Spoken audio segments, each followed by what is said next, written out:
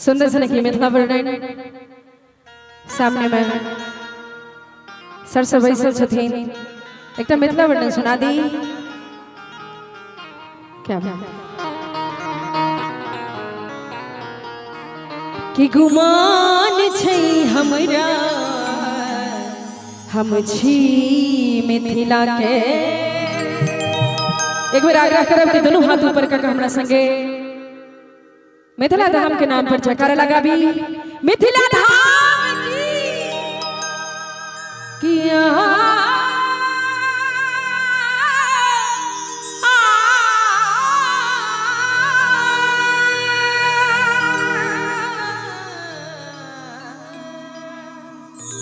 और कही कि सदिखन बजै छी भाषा अपन हम गाँव के।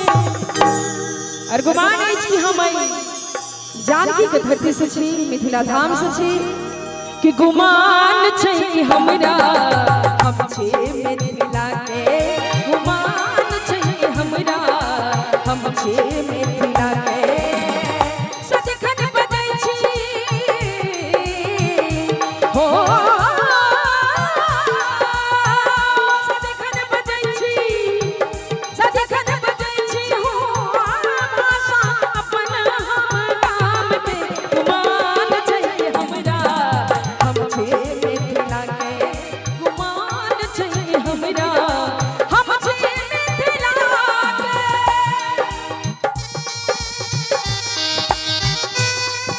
बहुत बढ़िया।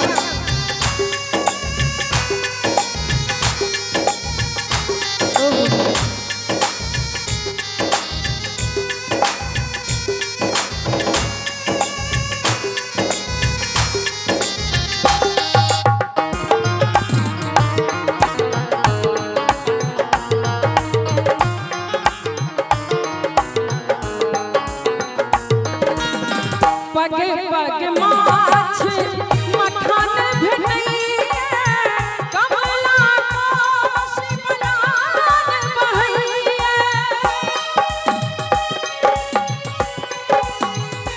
हो पग पग माछ मखान भेटैया कमला कोसी बलान बहैया।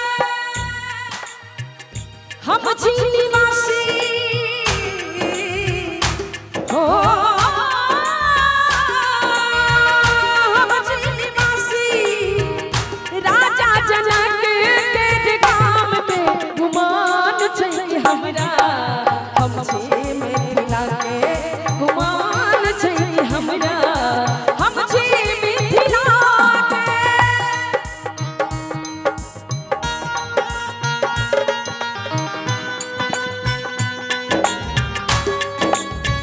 बहुत बढ़िया।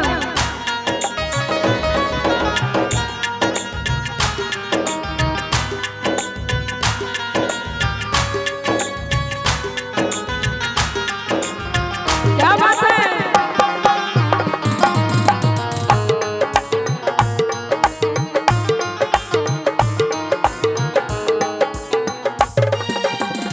कभी को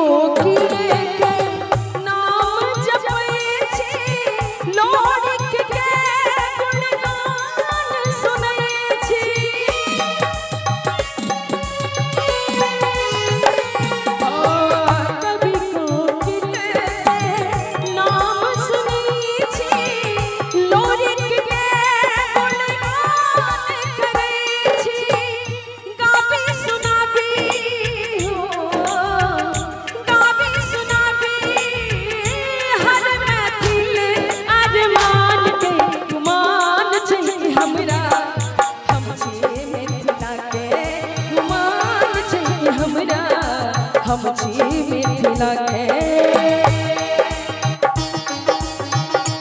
ओहो बहुत बढ़िया।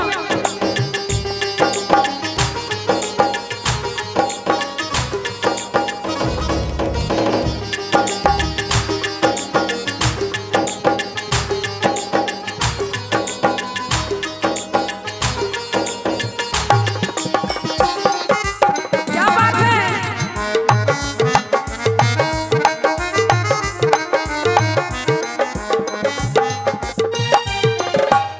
सबसे अंत में कही अपन मिथिला के संस्कार हमारे भाई बहन सब बैसल छै अरे चीज के भली बात यो से बुझथिन सामा चकेबा लगनी झिझिया डोम कछ झरने खेले सखिया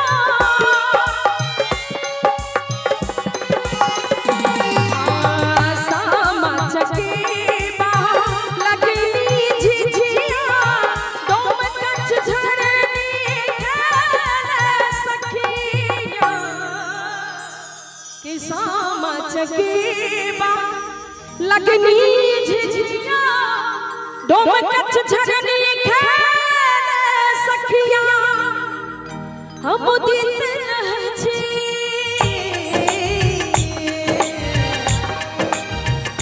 मुदित रह छी मुदित रह छी जखन कतो बाहर मिथिला से बाहर जाय छी अरे तो मैथिली गीत गाबे के मौका भेटैत अछि एखनो परसू हमर कार्यक्रम बैंगलोर में छला और जखन कतो जाय के बाहर और एते मान सम्मान भेटै छै तो बड़ा गर्व महसूस होइत अछि कि हम मिथिला से छी और मैथिली गाबे के लेल हम कोनो भी शहर में एलौ हम मुदित रहै छी हो मुदित रहै छी पापी अपन सम्मान के गुमान छै हमरा हम छी मिथिला के गुमान छै हमरा हम छी मिथिला के सजगन बजै छी हो सजगन बजै छी भाषा अपन हम गाम के गुमान छै हमरा हम छी मिथिला के गुमान छै हमरा हम छी मिथिला के अरे एक बेर करब कहीं ताल पर अहाँ सब गोटे दोनों हाथ ऊपर क के सब गोटे हमरा संगे गाबी कि गुमान छै हमरा